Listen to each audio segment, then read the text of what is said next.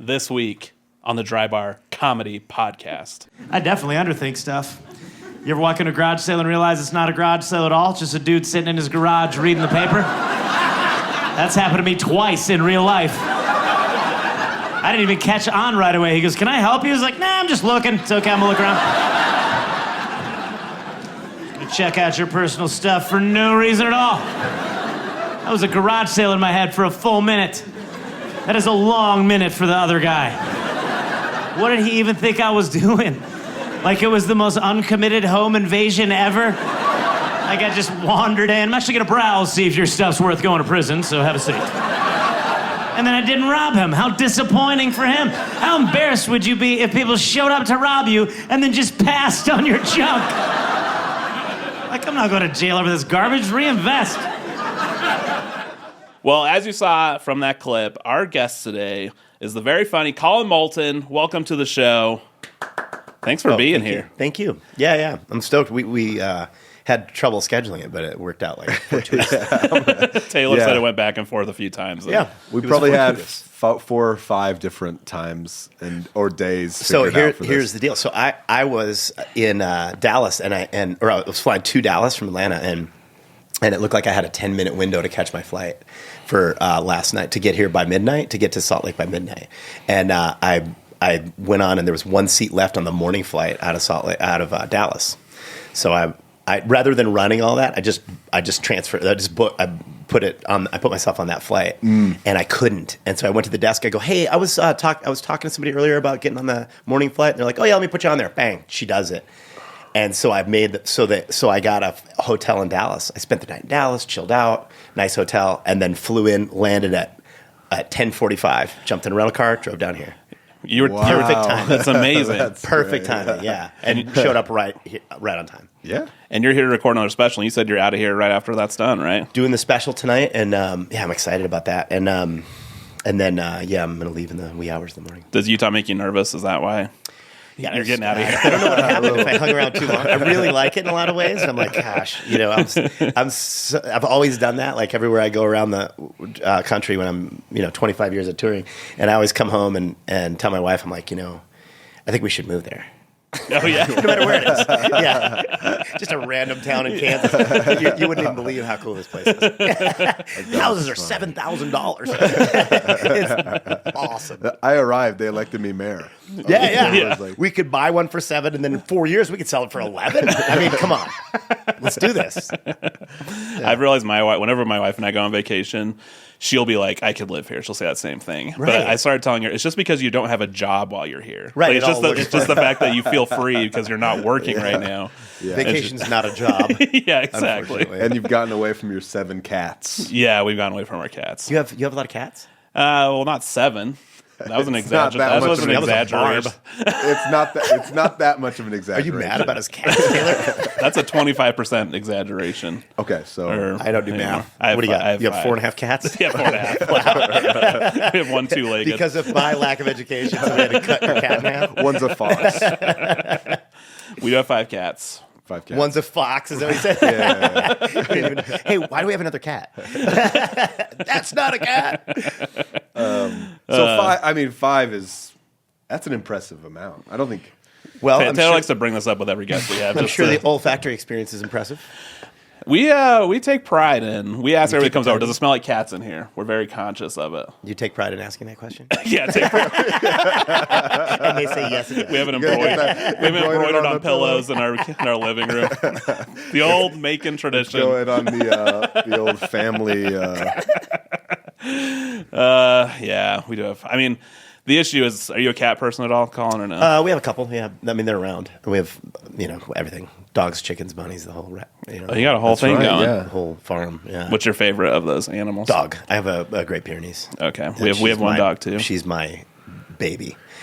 She's huge. But I got her when she was 4 days old because we got 4 of them. To save them from this guy at a chicken farm. It's a long story. It's a whole podcast. This guy's a whole podcast. But the guy was like, "You'll have to help me, Payman." And his son had left him a chicken farm. Anyway, so he has all these Great Pyrenees livestock guardians, and they're breeding, and they don't take care of their young because they're working dogs, so they're burying them in holes. So he's like, whoa. So he's like so he's got all these puppies, and they're all like a few days old, and he doesn't know what to do with them, and he's bottle feeding them. And so my daughter was in the vet program, and she's like, I'll take them. So we took 4. And then we lost one, and then later we ended up getting home and out 2, and then we kept one. But the one that we kept was one that I had been feeding every morning at 3 a.m. and 8 a.m. and then in the afternoons. Wow. And so she imprinted on me, I guess is what they say. Mm-hmm. And dude, when I walk in the house, she's like, it's you. She just stands next to me no matter where I am all the time. It's such a feeling. Does it ever get too much, though? No, not for me. Okay. I've been married 17 years, so I needed somebody to just turn toward me. Because we have a dog, too, and it's more my wife's dog. But sometimes her name's Pippa, and she'll just stare at my wife. What kind of dog? She's a Bernedoodle. A Bernedoodle. Yeah. What's the Berna? St. Bernese Mountain Dog. So it's a big doodle. Yeah, she's. I think, man, I don't know much about her, to be honest. That's a 100-pound dog. No, she's not that. I think she's like 60 pounds or something like that. And she's fully grown. And she's doesn't shed because she has the poodle in her, I guess. Yeah. Hypoallergenic is what my wife told me. That's pretty cool. Yeah.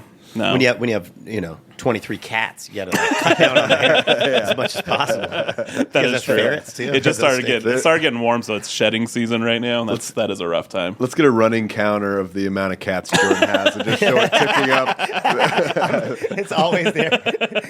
Click while you're doing a podcast. Yeah. Your life changes. Oh no, my wife got another one. Where are you right now? I'm in the middle of filming. We legit fostered because my wife. I do like cats, but she fostered a litter that the Humane Society. I know what you mean. Yeah, Mm-hmm. where they take care of them. And I knew for sure we weren't giving them all back. No way. We only gave 3 of them back. So Out of how many? There were 5. Oh, so okay. we already had 3 cats, though. We were fostering this litter, and then we got another. I promise my house does not smell like cats. No, I've been, and I can there. bear witness. He takes pride in asking if his Yep. house smells like cats. Do you have one of those boxes that like seals in the smell? We do. We have they're called litter robots, Right. That spin, and you don't have to scoop. That's like, Oh, I want if one we of had to those. scoop, we wouldn't have. $50, $60? What are they? No, it's Hotter really, than they're It's they're embarrassingly embarrassingly loud. expensive. There's something that's passed down from generation to generation. It's made by Yeah, blacksmith my in the grandkids will have 1900s. this. I don't want to. You really want to know how much it is? This I is know, also I know. embarrassing. Should I know? You Yeah. shouldn't say it out loud. Are you going to get in trouble? By who? Family? Somebody who knows what's really happening? in Why your house? we asked for that money? Dad, Why I'm you're going to need some help this $50,000 in month. debt? We had to buy another litter robot, so we're not going to be able to make the mortgage. I did start a GoFundMe for another litter robot. Crowdsourcing. Yeah. Well, that's why we have the counter. Hey, you don't want our house to smell like cats. Neither do we. You want me to stop asking that question? Yeah. Pony up. I think it was about $500 for one of those. Okay. Just want. That's not. I'm not trying to flex. All right. No. We budgeted. Or ask for help with Yeah. lunch. Yeah. Exactly. So it still needs litter, though, right? It's not a... Yeah. So all you have to do is it's kind of big. Also, it's this big like circular thing where it rotates and it will filter out the cat stuff And the drop cats just it into go a in bag. there and they do their thing. They do their thing. They're cool going in there. Nobody gets caught in the rotation. And it does take a little while for them to learn. It'll sense them and stop if they sense a cat in there. good. So Yeah, they'll 'cause go that and can it'll traumatize wait. a I think cat. it's like 7 minutes, and it will do its thing. Right. But the cats like to look in and be like, "What's happening in here?" Oh, but it will yeah. stop. At that point, it seems almost feasible to completely toilet train the cats. If they can Yeah, why figure not? out that. Some people do that. Have you seen that? Yeah. That That seems seems a little weird. flusher too. Yeah, They can. The my, strong ones. my cats aren't smart enough. I don't think we have that. Oh, okay. the wise breed to do that. But You don't want, if you got 6 smart cats in your house. Oh yeah, that's the worst. They'll gang yeah, up. yeah. They'll They'll band unionize. together. Yeah, that's not. Yeah, For sure, They there'll be already, a they already have mutiny. too much power as it is. Right. We tried getting one of those. What are those called? Roombas, like the things that vacuum on their Yeah, own. yeah. But it just wouldn't, because the cats would just go stop it. They'd attack it. Really? Yeah. And it Or, would or they stop. would press the button where the one was supposed to go, and it would be going. We're like, where? There were a couple days where we didn't know where it was.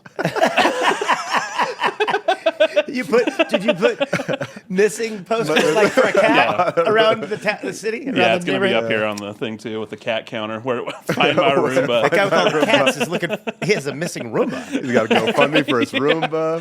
No, there was a while where it's like we didn't set it off to go and it's not there anymore, and I think it was underneath a bed in a guest room or something. Jammed underneath the litter robot. But yeah, this is where like we ended up taking it back. The litter robot sucked it up and like rotated it. Pull out the drawer. Whoa. Battle bots. Found it. That's funny. I have a Chihuahua mix. It's like we don't know what it's mixed because we adopted it when it was an older dog. It's an older dog. So he had forgotten by that time. Couldn't remember. It's like, what are you? He's like Jason Bourne. I don't know. Can't remember my family. I didn't know you had a little dog. But that'll be a good dog. You don't seem loving enough to have a... Yeah, you seem like a cat guy. Or a fish more. Yeah, like a fish guy. I love fish. I had sushi last night. No joke. Yeah. Conveyor belt sushi. But our dog is basically like a cat. It hardly ever makes noise, and it just loves sitting there and watching you. Come sit on your lap like it's like a. I like that. It's like a lap dog. We have a dog that we thought was a Chihuahua.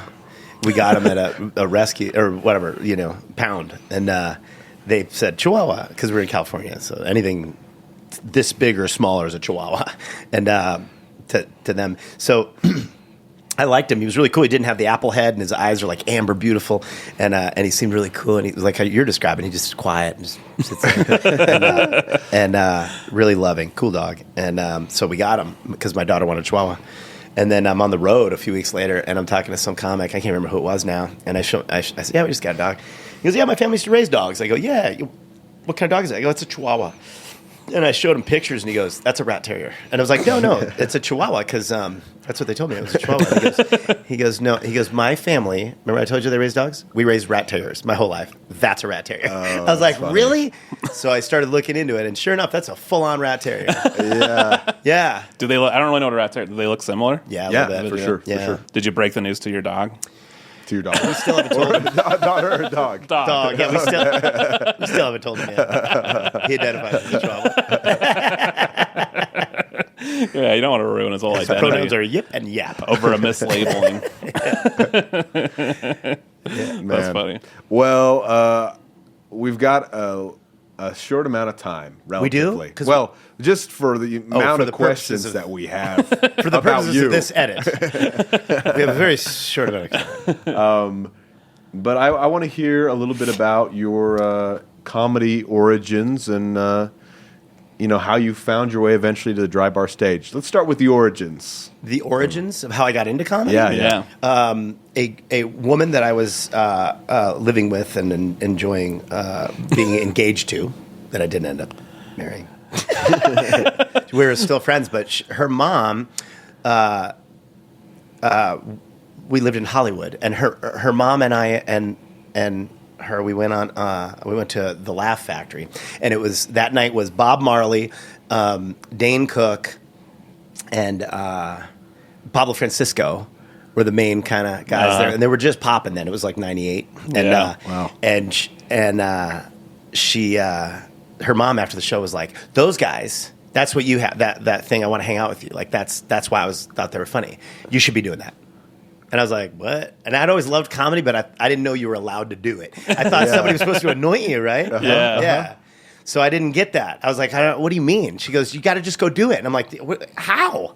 And her brother-in-law went to a comedy class and whatever. Mm-hmm.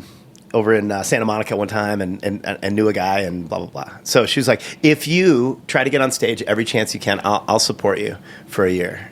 I'll help you.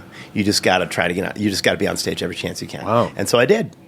And then eventually the relationship changed and I took off. I hit the road in like 6 months. Within 6 months, I was on the road featuring. Wow. Yep. Yeah. And headlining one-nighters. Crazy really one-nighters like triple runs and stuff. Uh-huh. I was headlining within, I don't know, man, a couple months. I mean, he wasn't really paying a lot of attention to who was filling the bill, But yeah, man, I was featuring right away. So I never hosted on the road. That's really cool.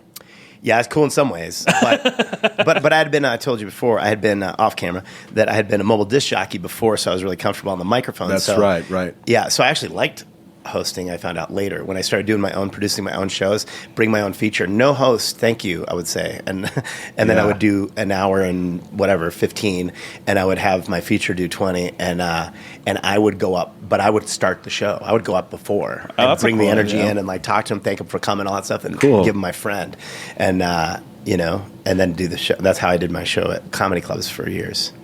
So were you a disc jockey at the time that you went to that first comedy show? Yeah, so mobile disc jockey. Okay. Do you know what I mean?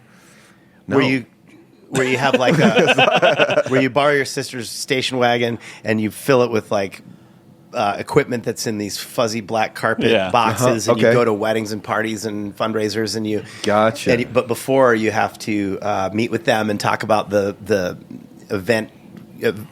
Schedule, and you're and here you'll be doing this, and then there's the cake cutting, and and then you have your little pack of CDs, and it was CDs, bro. And man, that was what I was doing for a long time. Any really crazy stories from your disc jockeying days? Well, I ran an office. I ended up running an office in Santa Barbara, so I had 10 DJs under me that I had to hire train. Whoa! And then I would travel to these because it was a franchise corporation. It was like the only CD-based franchise corporation. There was a cassette tape one that was a little bit different. Yeah, they were like a little more like my cousin can make it. So it was, So it was this bigger group of DJ companies all around, and then they would bring me out. We had a couple conventions and sometimes I would go to those kind of things and help, help train or, work on the training program stuff because they had all this paperwork. So I had a little bit of a corporate position, but it was more like just because my friend owned the corporate office. But yeah, I was really into it. I was really good at it. Interesting. Yeah. But the fundraising stuff was pretty cool. And then so the funniest story from that, Santa Barbara, Cabrillo. Man, I don't even remember what it's called. It's been so long. So it was this big place on the beach, and it's like a hotel. It's a hotel, but it has a giant, hotel ballroom, and it's beautiful, and you're right there. And Tito Puente's, one of Tito Puente's conga players. There's probably 25, so I'm not outing anybody. But so one of his main guys, his daughter got married, and they start, and we're doing, I got, hey, and supposedly Tito was going to be there. I don't even remember if he was, but then they bring a cassette that the guys made of like Tito's music and his music, and like I was supposed to play some of that, and I'm playing all these Latino, rhythm choices and all this stuff, and we got people out there dancing, like really ripping it up, and then I start to pick up on there's some conflict between the husband, the father of the bride and the mother of the bride, because he's there with his new wife and she's 24 and right, younger than the bride probably. And I mean, things just start getting gnarly. And they're Latin, man. They're like, he's a conga player. They're from South America, so there's going to be a fight. So they start this. It culminated. It all started in the ballroom, like on the first dance. So we just they were kind of cutting it up before people would come out and dance a little during dinner. That was what it was. And then they went and sat down. And then right before we did the first dance, the mom and the new wife start getting into it. And then all of a sudden everybody kind of converges like world star, and they follow them out into the. And they're like, you can hear all the noise and the calamity and the bride screaming and crying. And out they go into the lobby. And there's big plate glass windows. The wife somehow chucks a bottle a full bottle of beer at the wife. She ducks it, bang, shatters a window. and it's mayhem. Just mayhem. People flying around, all people screaming and yelling, and then it just sort of dissipates into this sad people sitting around crying and helping the bride, and then it just sort of like fizzled out after that. It was the cops came. I mean, it was intense. Were you trying to find music to match the vibes? I was like, all right, let's get this thing going. When they came back in, I was like, hey, we can still kind of. And then somebody came up with one of the uncles, just like, hey man, not right now. Trying to do a job, bro. The room. Trying to make lemonade out of lemons. It says there's a cake cutting supposed to happen right now. We're still doing that. Yeah. Trying to make salsa out of peppers. What do you say? You're the only one keeping this wedding on track. Yeah, right. Cake cutting. Get her over there. I don't care if she's crying. We got a schedule. I'm a professional for crying out loud. It says right here we're supposed to do the garter toss. It says it right here. Yeah. You hired me to do a job. I'm doing my job. I'm not leaving till we do the garter toss. That's wild.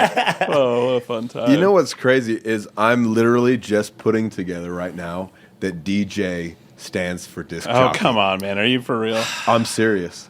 I'm 100% serious. That's not a joke. These Gen I'm Z serious. kids over here. That's right. There is certain disconnects. Yeah. No, I knew they were the same thing. Well, Explain no, it. because why would you know much about that, right? I mean, like in my world, that's every music all came from DJs, so that we knew the term. Yeah. But like, why would you know DJ, right? It doesn't make any sense. Yeah. Yeah, Spotify and everything else, unless you go to like the raves or something, which you don't Yeah. do. Well, I've heard I've heard your DJ. Chihuahua to a live rave. It doesn't look like a rave guy to I got my Chihuahua. That's Can why I get it? I'm nodding off a little bit. If you can think back to like 10 minutes ago, what would you have said DJ meant before that? Man, do you know would what? you have an I explanation for imagine it? DJ being the initial, like the first guy ever to DJ. Oh, sure. A party was DJ. a dude They call named it DJ. Yeah. and then in Thank God honor of him, Thank God his name wasn't like Abercrombie. Yeah, a real challenge going forward. man, We all do this in honor of the great DJ, the original. The original DJ, Yeah, DJ. Daryl Johnson. yeah. Oh. Wow. Well, Do you know what MC stands for? Master of Ceremonies. Okay. Yeah. Just have to check a God. few others off with you to make sure. Right. Yeah, well, ceremonies haven't really gone away, but There still are ceremonies. Discs aren't quite as big a thing anymore. and Some ceremonies jockey are is a little bit of a It's weird. antiquated term. For sure. Yeah, is it It like almost sounds like an insult. Yeah. Get those discs over there, you jockey them. Doesn't it? It's one of those names that sounds weird. Yeah, because Is it- now when I think of jockey, I think of like horse jockeys. Sure. That are little small. Is it a people. rider of the disc? Is that what disc jockey? Yeah, I guess you think he's of? riding it, jockeying the music. Yeah, because it would be Controlling moving it. it, you know? Yeah. Even in the disc jockey, even in the CD days, because we would have these Denon dual CD mixers and you could pitch bend.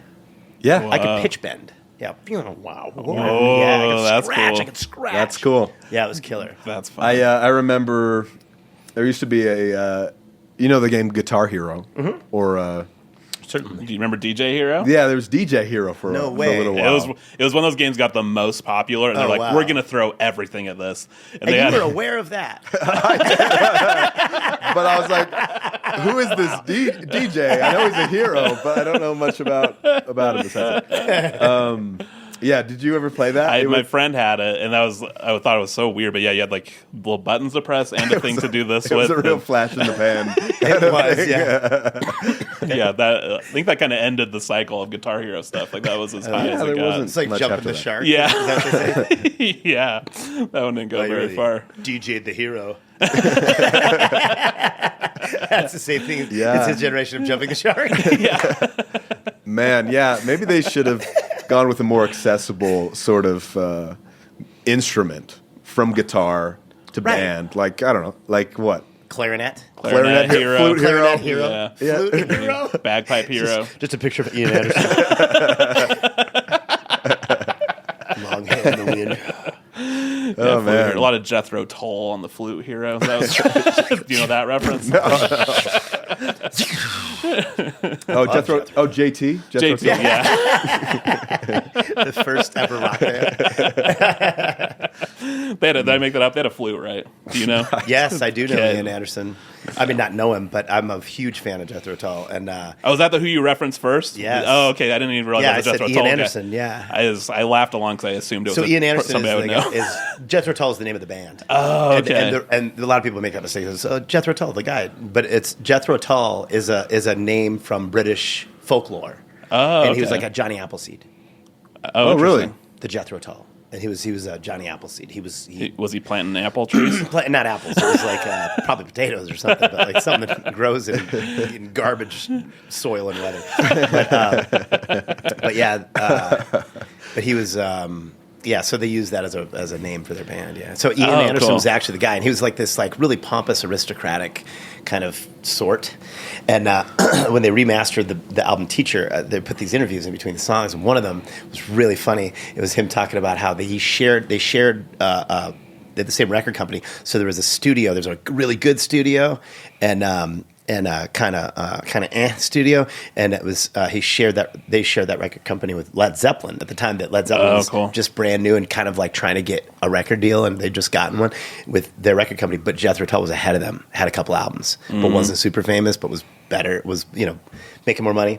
So he kind of looked down at them a little bit. They always got the good one. And then Robert Plant always got the kind of not so good one. Uh-huh. So he said, I was passing him in the hallway one day, and I said, with your lyrics, with my lyrics and your singing, we would be quite a little rock band. And then he goes, what I did not know is that they were using his lyrics. So he never spoke with me again. But everything he says comes off like a little bit of a bite anyway, because he's so like posh. So so the fact that he's getting the better studio and then he's like, insulting his lyrics. He's like, forget this guy, man. Isn't that funny? So Jethro Tull was a rock band that used a flute, incorporated the flute?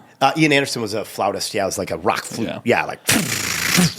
Yeah, really intense, really good. I'll play you a track after. An electric No, flute? man, a flute. A straight up flute? Yeah, flute. Yeah. Interesting. Into a microphone. Flute hero. Just insane. Yeah. And then Outkast recently had... What? Or Andre 3000. Oh, yeah? He released a flute. Little known fact. A flute album. Influenced by Ian Anderson. This is in the last Jethro year. Tull fans. Andre released a flute album completely. Really? Yeah, completely. And people were kind of making fun of it. Oh, no way. Are you serious? Yes. Uh-huh. He is the Ian Anderson of rap. Yeah, that's awesome. Yeah. They said it couldn't be done. Yeah, there's a song on the album "Songs from the Wood" called "Pembroke Cap in Hand," and there's a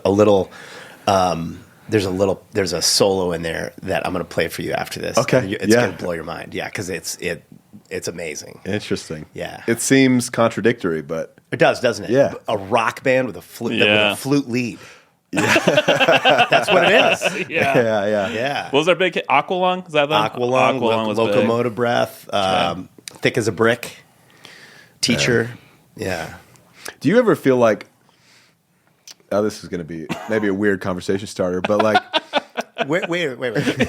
Yeah. So in keeping with. Wait, you're going to derail this flute conversation? When did you start caring about that? So musical instruments. Does it seem a little random? Which ones are huge? What instruments come together to create an orchestra? Because musical instruments really could be made of anything. Could have like any amount of strings. Now, I'm not a musical theory major. Clearly. But it's like... They can't have any amount of strings. What's the process in the initial invention of music? Wow. Musical instruments. We're going back to cave days right now. I think people's need to, right? It's who made a saxophone that shape? Oh, why not the initial? Yeah, why started not? With just a metal, a thing, and then they went, that thing. And then they're like, probably grew from there. Hey, we can make a little more resonance. We add a parabola. So there's there's more resonance. And then they're like, we could build that bell out. That kind of, it's probably just evolved. Yeah. And certain things just evolved based on necessity for the sound. Right. So you have so they went in different directions. There's French horns, trombones, and if you're talking about horns. Yeah. Big Chicago fan. Oh, yeah. Yeah. But then at some point they stopped. They just thought, we got a good model, kind of like with the toothbrush. Oh, I see what you mean. We are not evolving new instruments. There's not not a lot of instrument innovation going on. There's not a clarinet 12. Yeah, they're nailed it. Yeah. Clarinet, really? Looking at an oboe, going, really? It's done. That not going to change that at all. Yeah, that'd be a funny press conference every year where they unveil this year's models, like the iPhone with, but with clarinets. Clarinet 222. Clarinet Pro. This one, Max Pro. Yeah. So that was my idea. So it's not as crazy as it sounded. No, initially, it makes sense. Right? Actually, it's an interesting thought. It's a really interesting thought. Yeah, I'm full. And we're the three to answer it. Really. Well, you bring are it to the table. You have it sounds like you have a pretty encyclopedic knowledge of music from your Not disc really, jockeying just days. You just happen to hit the one. I okay. Yeah, I had like a top 10 like greatest wedding hits. Chicken dance. Oh, that's great. Yeah, Collin's notorious for working in Jethro Tull to all of his interviews. Yeah, you guys go back and have 20 podcasts where I talk about Jethro Tull. That's all he talks about. How did he get us to do that? It seemed like our idea, didn't it? Yeah. Wow, he like incepted us. He was so manipulative. He was planting seeds ever since he got in the just studio. like Jethro Tull. It's like, That's amazing. man, wow. And the way you set that up so the audience is going to understand it too, because And we never saw Collin again. That's wild. Wow. Okay, do you have any more music theory related questions? I'm good. You were asking about origins, so that's where that all started. Yeah. So, DJing and got me comfortable. So I hit the road pretty fast, and then I just did 6 or 7 years living in a car. Man, my stuff was in storage, and I was just cruising around like you do, and playing the weirdest gigs. And then I met my wife now. And she was living in Monterey, and I met her, started hanging out with her. And then my storage unit got broken into, where I had my stuff, my personal stuff, in LA. And so I took all my stuff out of there, put it in a truck, and I was like, just telling this girl I'm dating, I'm like, hey, I need to put my stuff somewhere, so I got to go find another storage unit. She goes, just bring it to my garage. I have a garage. And I was like, okay. So I put it in the garage. And then 6 more months into our relationship, and I'm flying in and out of San Jose so I can hang around with her and see her, spend time with her. And I'm like, technically, we're living together. I live at your house. Like, my stuff is my stuff. That's where it is. So, yeah, you've got my Jethro Tull albums. Yeah. I think we're living. We were like, whoa, that realization was, yeah. So anyway, we married, and we were out of Monterey for a little while, and then we moved down to LA. So I spent a lot of it out of LA. But I was still working. Still doing the road from a car for a while. So my first 7 years probably was just road dogging in a car. Wow. And then I started getting to where I would fly some, and then got to the point where I was flying everything. That's cool. Wow. You were telling us you had a crazy one-nighter story. I have a lot of those, but my favorite one was in Georgia, where I live now, but it was in some inland town. I live out on the coast, but so I show up for this one-nighter. You guys have done these, like a bar, a comedy bar, yes. and all this. Yes. So I show up, and it's was it a Tribble run? It was not. No. This was beyond those at this point. Or maybe I was still doing them, but this was on the East Coast. It's a Comedy Zone. And so I show up, and I have my itinerary or email or whatever I wrote down from the phone call they gave me. And so I go to this, I show up at what I think is the right place, and I tell the guy I'm here for it's like 2 p.m, here for the comedy show at the bar you're having at 8. And he's like, comedy. No, I don't know. And I was like, I'm at the wrong spot. So he goes, let me ask Bill. And I go, who is Bill the owner? He goes, yeah, Bill's fishing. And so he calls Bill, catches Bill. Bill answers his phone on the bass boat, which back then, this is 2004 maybe, that was huge. This guy's going to answer his phone on a bass boat. So he's clearly just rolling in it. So he answers his phone, yeah. He says, yeah, okay. Oh, yeah, Bill says we got comedy. And I'm like, cool. And he goes, you want to do it right now? I go, no, it's 2 p.m. Do you not want to do that? Yeah. What are we talking about? So there's like 8 regulars at the bar. They're all watching TV, And I go, he goes, cool. When you want to do it? I go like 8 probably is what I have. That's what I have on my itinerary. He's like, cool. See you at 8. I was like, okay, I'm going to go check in the hotel. So I go check in the hotel, come back at like 7:30. And I was like, hey, so I walk in, same 8 regulars, no new people. Swear. TVs are on. And he goes, hey, it's Collin, right? I go, yeah. Oh, man, great to see you. You ready to do the comedy? I'm like, well, we can wait till the crowd, He goes, the crowd? Yeah, I go, yeah. He goes, okay. So we wait till 8. Nobody changes. Same people. So he goes, you ready? And I was like, sure. Yeah, okay, let's do it. I go, can you introduce me? There's a stage that's like 5 feet tall, and it's over there. It's 5 feet, and it's like where they put a guitar songwriter sometimes. Yeah. And I go, do you want me to do it over there? And he goes, yeah, that's perfect, man. And I'm like, okay. I go, you want to introduce me? And he goes, yeah, I'll introduce you. And he goes, cool. Collin, right? He goes, hey, everybody, this is Collin. and he introduced me. I was like, oh, okay, yeah. So I run up there. I'm like, hey, everybody, I'm a comedian. I had to explain what was happening. They're watching TV. I go, we can turn off the TV, and I'm doing stand-up comedy, which is, I was so new at it that I'm like, I guess this happens. So I'm like trying to like roll with it, and they were the nicest. They were like, what? Turn off the TV? Why? I was like, well, because it's stand-up is better if you're like paying attention. And they're like, okay. So they turn off the TV, but they're skeptical, like, okay, I don't see how that helps. And they're looking at me, and they're just staring at me. And I'm doing, hey, I'm doing whatever I had. I don't know whatever that was, but it felt like that. Right. That's what it felt like in my memory. It's even worse. So then they're just staring at me. There's just nothing. They're just like, this is weird. Why is that guy talking? They're just watching. And then finally, this old lady just breaks from the crowd with a jar of pickles in her hand and walks up and interrupts me in mid-setup of a joke that's not going to work and is holding up this jar of pickles and looking at me. and I'm like, I stop talking mid-sentence and I go, those are pickles. And somebody yells back from the back, best darn pickles in 3 counties.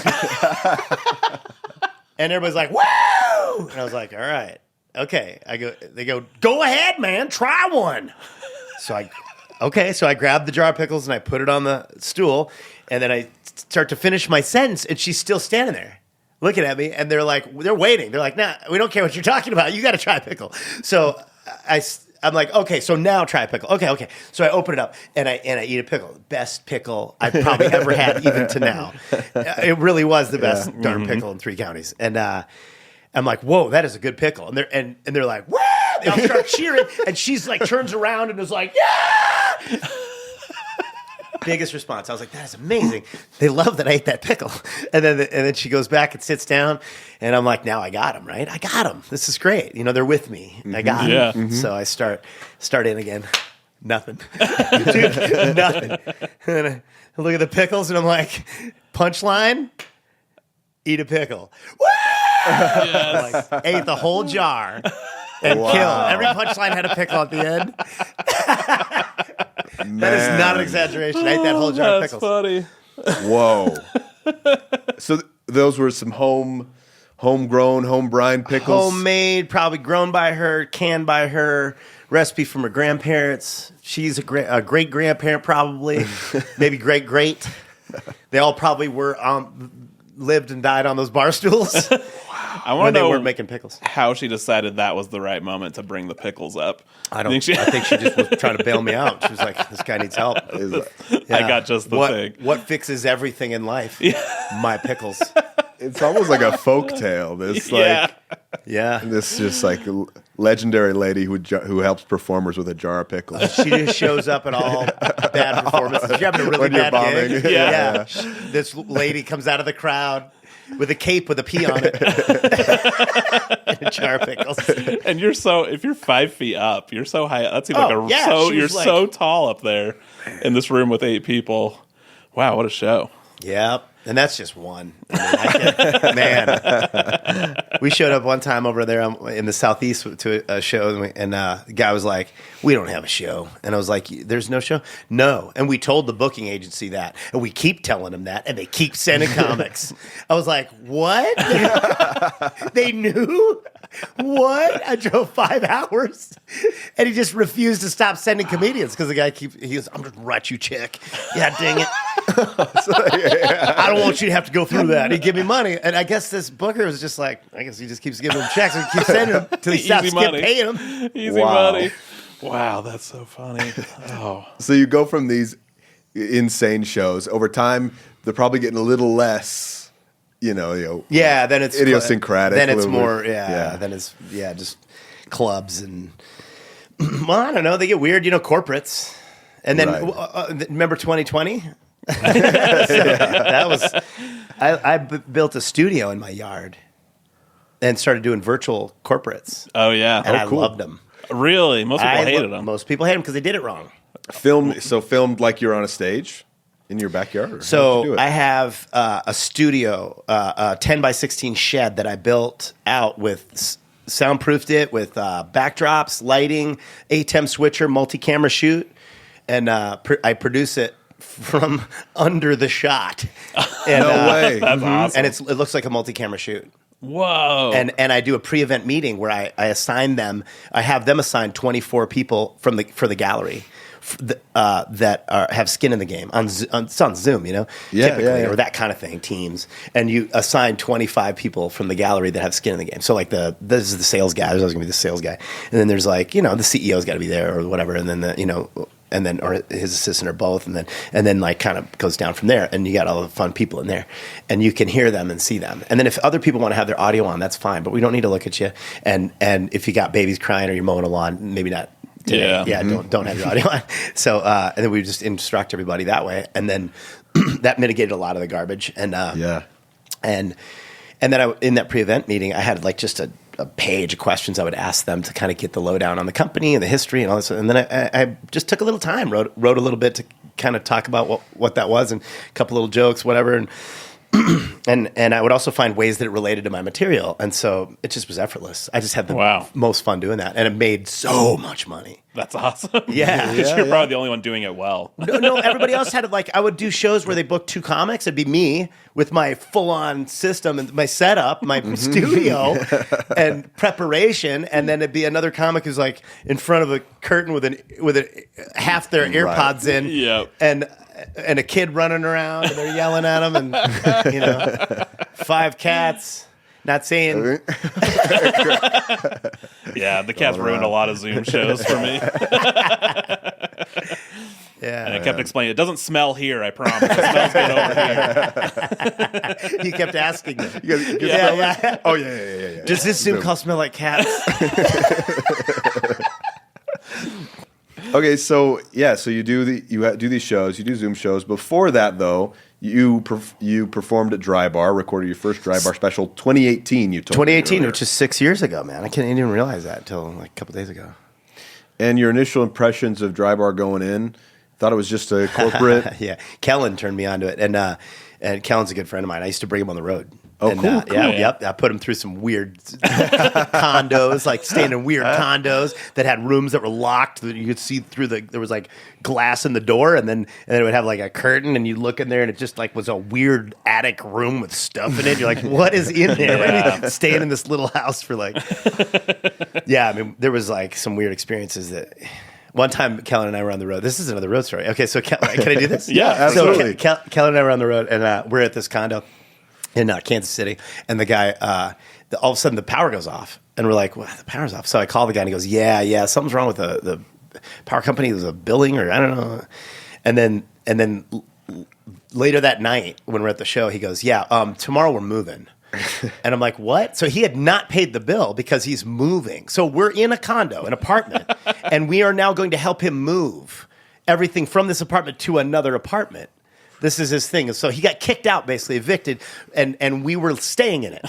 So we had to then help him move like it was our problem. And then he goes, I go, I'm not helping you. I'm not doing that. And Kellen was like, is this normal? And I'm like, no, this isn't normal. So then we got a hotel, me and Kellen, or Kellen and I, and then we help him load the stuff in a trailer, all the stuff that was in the condo. And we show up that night to the next night to the show, and it's all in front of the comedy club under a tarp, like a junkyard or a trailer park. I mean, it was nuts. He just had it all piled up against the wall. It's the only place it could go. Coffee tables and beds and like just like a tarp kind of loosely wrapped. And that was what you're performing. Like it was in the back. Did you say this was the back of the comedy club? Or no, the front wall of the comedy club. So when you pull up and there's the comedy club, there's a trailer park looking scene right in front. Oh man, yeah, wild. It's just like the comedians tonight helped move that. Isn't that cool? Yeah. That's So funny. Kellen got to experience that. Why did I bring up Kellen again? he tipped you off about Dry Bar. Right, yeah. yeah. He was telling me about Dry Bar, and he had done the first round, and then I had him out to Savannah where I live to do something, and I love Kellen. I just think he's one of the best comics ever, and Yeah, he's so funny. yeah, and so he connected me, and then I thought, well, that's great. I'll get a 5-camera shoot and use it as a corporate tool, to get corporates. And I was making a lot of money doing cruise ships and starting to get some corporates. I'm like, I need a good corporate tape. And so I even negotiated a little hard on the pay. I was like, we'll see, whatever. And like, and then I got here and realized I had no idea it was going to benefit me beyond that. Right. Yeah. So then I did it, and it felt great. And then, but I was like, great. Now I kept getting on about like, hey, I want that video. And they're like, well, yeah, we're gonna da da da da. And then eventually, like I was telling you, Alex started tagging stuff, and in the social media stuff, and when Facebook kind of started biting and getting traction, and he started hashtagging at different videos, and mine, I believe, was the first one to really spark, and it was the parenting clip. And it just got in with the right groups or something, and bam, dude! It was overnight. I'm watching this thing. I remember where I was sitting in my kitchen. I would check it every 10 minutes, be like, "Whoa, 10,000 more people!" It was wild. Yeah, and it went to millions, and I'm like, "This is nuts." So cool. Nothing moved the needle for me more. And I've done Showtime. I've done Last Call with Carson Daly. I've done Comedy Time and all the other stuff you do in LA, and lots of club stuff, and that nothing moved the needle like that. Until that, and then I did an album.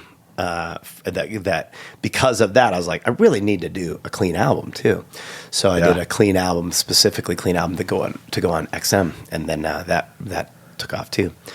That's awesome. Yeah, I think most comics that were in the first couple seasons were just like, it'll be a good tape. So that was it. That's great, but. Yeah, it really moved the needle because it did work for corporates, but it was right there on the internet, and also then it became this badge of honor that I had one at all, much less a really good one, and it just became easy to get corporates. I was always first on the list. That's awesome. So it paid a lot of bills, Yeah, that's great. And now you're back. You've built up some material since 2018 that you're ready to. Yeah, well, so I built up a bunch of material and then put it in a special in Scotland. Right. I did a special in May, so I had to build another 25. Oh wow! Since May, Wow. Okay. And it's tight. It's tight. Yeah, it's good. I'm excited. I'm excited too. I'm pretty close to commitment to memory. I don't know. I don't think we can cue card up there or somewhere. But there's just how like the problem is the transition. Like you get done with this one bit and then you're like, that's the end of that bit, and then you're like, what's the other block that comes next? What's the transition? So I have to like get the ideas. The idea is the grout to me. Right. You know what I mean? Mm-hmm. Sometimes people will tape notes up behind the speakers up there. That's what I'll do. Yeah, because all I really need is the block transition. So like when I know when I'm done with the bit about glasses and that I'll the next block begins, and that's 5 to 7 minutes, and then the end of that one I'll probably be swimming in the ocean. What was it? Oh yeah, that's right. So wait, you recorded in Scotland though? Is that what you said? I recorded one in Scotland, and that was called One Good Moulton, and that's about trying to find one good Moulton in history. I read we're doing some research before the podcast, big time. But I saw the article about you going to find your lineage. That was part of that. That was what too. I did. I went to England, and I found. Okay, so through Gina Net, I found my 27th so all the way back, line back through to Great Yarmouth in the 1400s. There's a little bit of a jump, but there's only one line. And my Thomas de Moulton was the first Moulton that would have made him, generation-wise, the 27th grandfather, my 27th grandfather. Wow. Thomas de Moulton in 1250. And then his father was a Saxon, and his mother was a Norman. So if you know anything about the Norman invasion, how England was created, the Normans came through and conquered the Celts or the Britons, but couldn't conquer the Saxons in East Anglia there. Yeah. And they're like, wow, man, we got to do deals with these guys. And that's what they did. They did land deals with them and stuff, and married them in and all that. And that's what they did there. And there's it's like, if you're looking at England and there's the Horn, kind of over to the right, there's Baywash right there. In those fens, they call them. Okay. There used to be marsh in that, and a lot of it is still marsh. Moulton Seas End, Moulton Chapel, those towns are there still. Wow, so OG England, just right. OG, yeah. One of the coolest things is there's the Ellow Stone is in Moulton, England, Moulton Seas End, really. Yeah, and it's sitting in a field. Surrounded by hedges, so tractors won't hit it, and it's as tall as that camera. Maybe it's like that tall, and it's just a stone, but it's where they met the meeting of the hundreds, and supposedly, according to the history, I met with like medievalists and all these people. Yeah. Thomas de Moulton was the one who set that stone and was like, we're going to meet, the leaders of the Wapentakes are going to meet here, and we're going to vote on what we're going to do by raising our swords. So like you raise your sword for I, no, whatever, down, no. And you decide who gets killed for what they did. Maybe, I don't know what. Probably crazy. That's all there was back then. But that Yellowstone was the very beginning of where they developed from that, the judicial system that became England's judicial system, and then became ours. So the beginning of our judicial system was my 27th grandfather putting a rock on the ground and going, everybody here now with your swords. Is that wild? That's cool. amazing. How did that feel? I feel like you feel so connected it was all to your wild. history. Yeah, I walked into a pub and I'm like hanging out in this pub, and everybody was like kind of a thick-shouldered guy who like laughed loud, and they're all hugging each other. I'm like, I found my people. No way. It was so cool. I was like, I got to tell my wife like all the stuff that she really doesn't like about me. I can't help it. It's in my blood. They're all doing it. Man. So that whole journey is on that special One Good Moulton. Yeah, man. And we're still editing that. My creative partner and I, Michael Malone is amazing. He's my guy. And we create everything together. And he and I are still working on the documentary part. And then we're going to put the special in it and cut it all together. And it's going to be really, really that's cool. awesome. It's going to be really original and really cool. And really we're working on wanna the see that. style. He's he leans toward Wes Anderson style when he's choosing what to do. And I really love Guy Ritchie. So we're looking at kind of how to like blend those two on this one. I like the mixture of that. That's cool. We're like speedy at spots and really deep at others and super crazy. Because we got a lot of footage. And then we're yet to get the talking head stuff. So we're going to build the story arc and drive it. So are you going back over there to film stuff, No, or just no, the rest not is to here? film. Yeah. I'm going to buy a house in Moulton, and I'm going to buy the lordship. You can buy it? Yes, it's currently owned by the Stoughton family. There's just a guy bought it, and he died, and his wife has it. But the kids, from what I understand, from the guy who owns the windmill or runs the windmill, it's a nonprofit. But the Moulton windmill is the highest working grain mill in the UK. Wow. Yeah, in Moulton, England. Yeah. So if you get the lordship, do you get the wind? I don't know what the lordship entails. So the guy Alan told me that they don't really want the lordship. When you have a lordship. And I may be wrong about that. I'm going to find out. I have to talk to her and her family. But the lordship, the way a lordship works or a title in England, you can, from what I understand, if the main green, the central green, they have to ask you if they're going to have a farmer's market. Oh yeah, I think that's all all there is to it. That kind of power would corrupt me. Yeah. You'd be like walking through town, spitting on children. Have you a cat? Out of my way. Mine now. Mine. Taking people's cats. Yeah. Army of dumb cats. Yeah. So that's apparently how it works out. But I'm excited because I want to be Lord Moulton. Yeah, that's amazing. Yeah. That's so cool. I am Collin Moulton. I want to be Lord Moulton. Moulton. And I want to have a little flat right there by the big chapel. There's a huge Moulton chapel that was there, we don't know when they built it exactly, but they have a font, a christening font from the 900s that was brought up probably from Ely by the Saxons, probably by Brichteeve, which would have been my 28th grandfather, and it was sitting in the graveyard. They found it in the graveyard. It had been removed at some point, but they had it in there. Yeah. That kind of history blows my mind. Isn't that wild? Yeah, I can't even comprehend. Yeah. But I want to get a little flat right there by that central green square, and then a bungalow, they call it, rather. A nice little house. And it's the Fens, man. So it's all like a farming community. It's super small village, and there's Moulton post office, Moulton butchery, Moulton Moulton fish and chips. Everything's Moulton, and it's just one little block. Wow. And everything else is just cute little bungalows with gardens, and it's just amazing. And are there still a ton of Moultons in that town? Nope. No. Nope. Really? None. So when you show up, I was expecting quite the the reception, but it didn't happen. British people are so dry. I showed them the ID at the store, and they were like, "I go, yeah, Collin Moulton. That's why I'm here in Moulton." And she was like, "Lovely."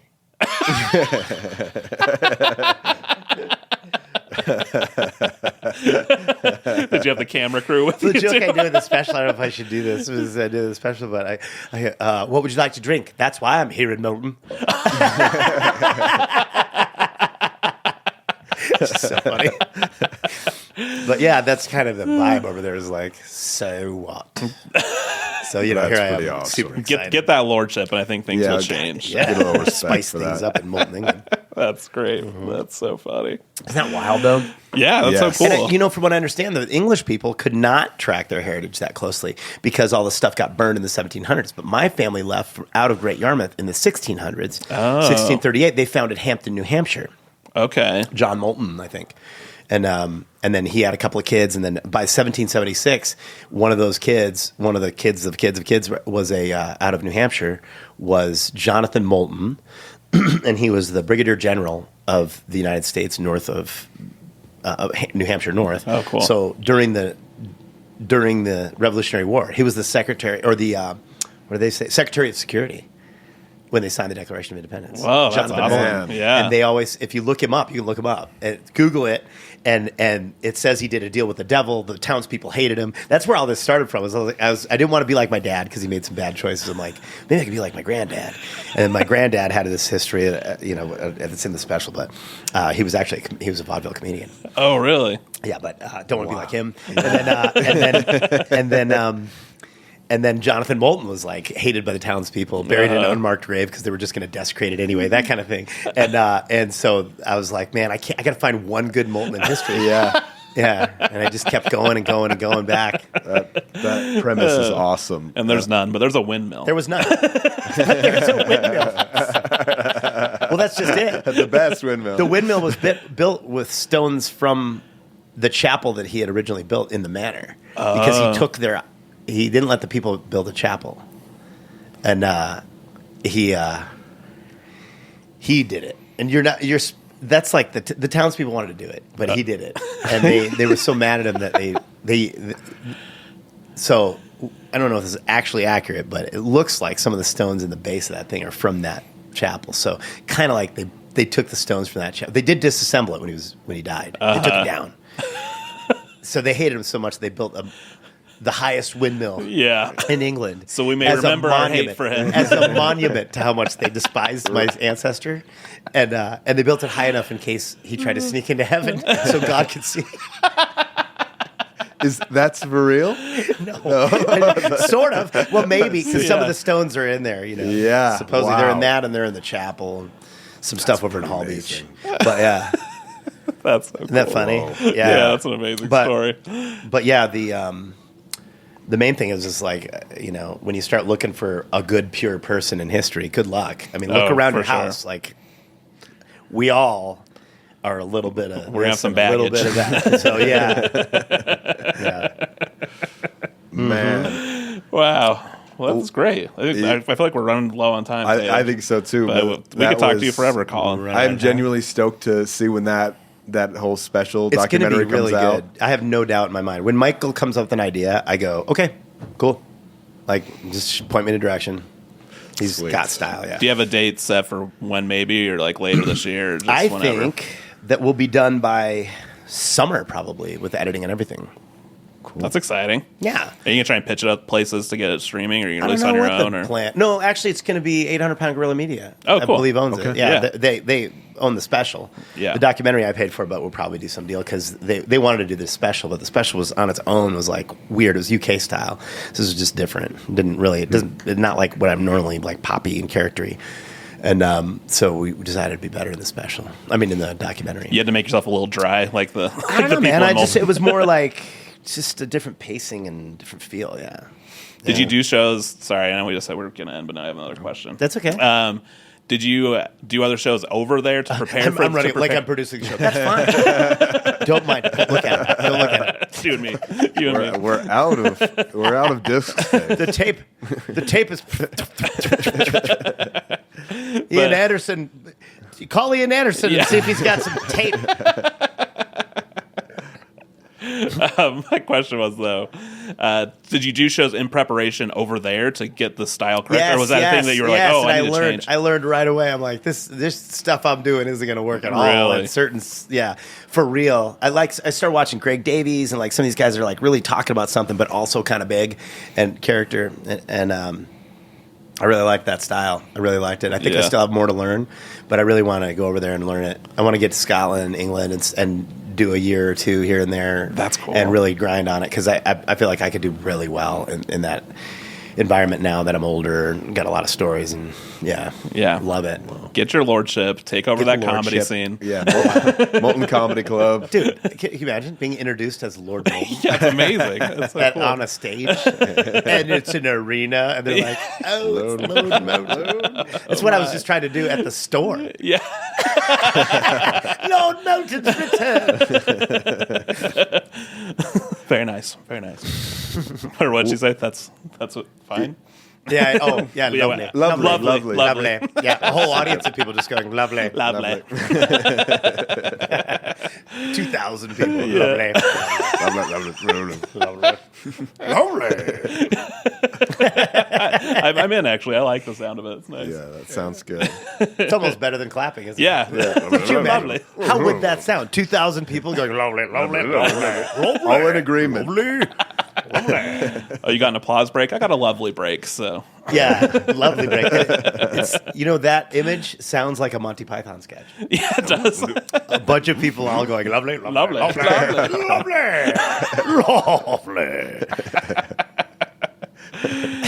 man. That's funny. That's great. Well, are there any things you'd like to say to your Dry Bar fans that'll be watching this before we get out of here? Oh. You're lovely fans. Dude, I was, so to the Dry Bar fans, it's amazing. It's amazing. I didn't know it was going to be a thing, and it's a thing. It's affected my life, and now I'm doing another one I'm super excited to do. So what a great audience it's been. And I like it when you guys argue. That's really fun to watch when somebody gets mad about the chicken joke. I've got chickens, they're smart. And then you guys just pile on them. It's just comedy, dummy. And the fights are fun to watch on social media. But that's all I watch. But thank you for your support, man, in a huge way, because you've changed my life. I was a clean comedian, but I wasn't a clean comedian. And that's what this special is going to answer is, can you be too clean? We'll await the answer to that question. Oh, yeah. It's the closing. Oh, that's great. Closing piece, yeah. I open it with that thought, and I close it with that thought. That's awesome. cool. To me, pretty good. Cool. Well, I'm stoked to see it. Yeah, and I'm stoked to see your Scottish one as well, that documentary. Cool stuff coming out. Thanks for being on the podcast. Thanks today, it was fun. I want to do this every week. For sure. We'll fly you in. We'll get you out of here. Well, great. And thank you to the Dry Bar fans. Check our website for upcoming specials. Jordan's is dropping soon, and Collin less soon, but we'll be dropping. But it will come out. We'll be coming soon. And we have one last question. Okay. Lean in. Okay. Does this podcast smell like cats? We take great pride in that question. Categorically, no, sir. It Put it on the board. smells It smells lovely.